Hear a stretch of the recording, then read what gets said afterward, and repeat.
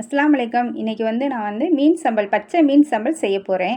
அதுக்கு மீனை க்ளீன் பண்ணி வச்சுருக்கேன். இது பாறை மீன், குட்டி பாறை மீன்.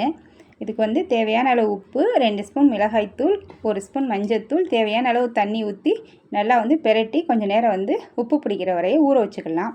அதுக்கப்புறம் ஒரு சட்டியை அடுப்பில் வச்சு தேவையான அளவு எண்ணெய் ஊற்றி இந்த மீனை பொரித்து எடுத்துக்கலாம். ஒரு 3/4 பொரியல் பொரிஞ்சால் போதும்.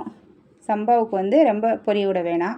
3/4 பொரியல் பொரிஞ்சோடனே இதை நல்லா பிச்சு முள்ளையெல்லாம் எடுத்து க்ளீன் பண்ணி வச்சுக்கலாம்.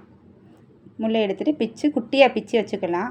இந்த பிச்சு வச்சதை ஒரு கோப்பையில் தூக்கி கொட்டிக்கலாம்.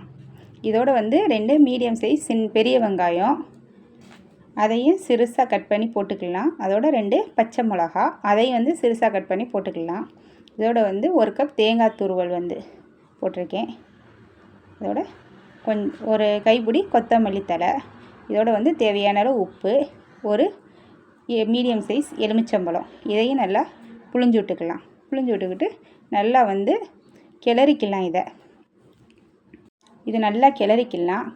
கிளறினா மீன் சம்பல் ரெடி, பச்சை மீன் சம்பல் ரெடி. இது சாம்பார் ரசத்துக்கு நல்லாயிருக்கும். அதோட லெமன் சோறு, புளிச்சோறு அதுக்கும் வச்சு சாப்பிடும் போது நல்லாயிருக்கும். நீங்கள் ஒரு முறை செஞ்சு பாருங்கள். இந்த வீடியோ பிடிச்சிருந்தா ஒரு லைக் போடுங்க.